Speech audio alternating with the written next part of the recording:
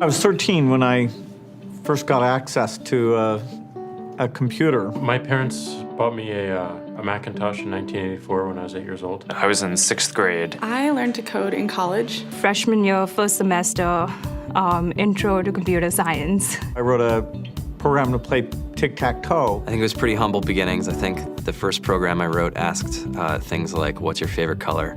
Or how old are you? I first learned how to make a green circle and a red square appear on the screen. The first time I actually had something come up and say, hello world, and I made a computer do that. It was just astonishing. Learning how to program didn't start off as wanting to learn all of computer science or trying to master this discipline or anything like that. It just started off because I wanted to do this one simple thing. I wanted to make something that was fun for myself and my sisters. And I wrote this little program and then basically just add a little bit to it. And then when I needed to learn something new, I looked it up either in a book or on the internet and then added a little bit to it. It's really not unlike kind of playing an instrument or something, or playing a sport.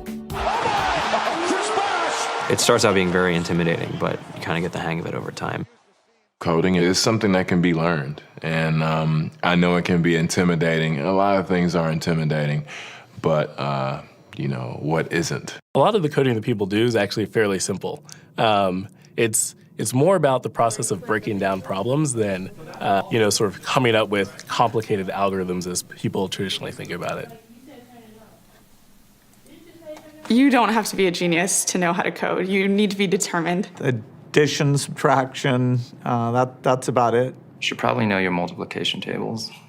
You don't have to be a genius to code. Do you have to be a genius to read? Even if you want to become a race car driver or play baseball or build a house, all of these things have been turned upside down by software. What it is, computers are everywhere. You want to work in agriculture? Do you want to work in entertainment? Do you want to work in manufacturing? It's just all over.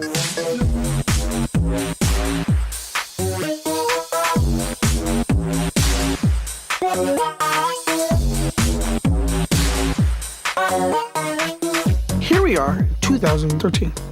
We all depend on technology to communicate, to bank, information, and none of us know how to read and write code. When I was in school, I was in this after-school group called the Whiz Kids. And when people found out, they laughed at me and, all these things. And I'm like, man, I don't care. I think it's cool. And, I'm learning a lot. And some of my friends have jobs.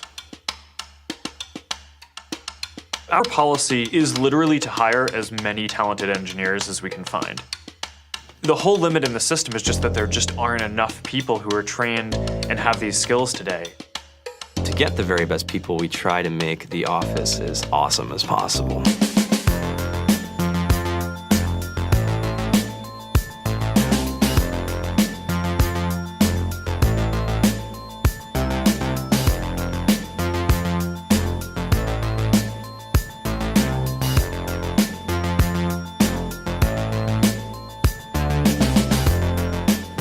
We have a fantastic chef, Free food, breakfast, lunch, and dinner.